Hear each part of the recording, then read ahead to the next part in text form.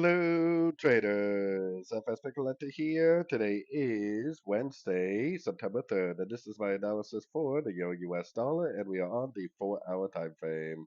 So, on the 4-hour time frame, like I said yesterday, I suspect that this could be a 3-3-5 pattern, three waves down, three waves up, and then potentially five waves down, which would be a regular flat. If that is a regular flat, that means that this needs to go up. And this move right here needs to make a higher low. So if I see an engulfing turn to the upside and a higher low, I definitely am watching that for a potential long opportunity. So going down to the 1 hour time frame. Now on the 1 hour time frame, we have to be a little bit cautious because there's always a chance this thing just keeps going down and down and down and down.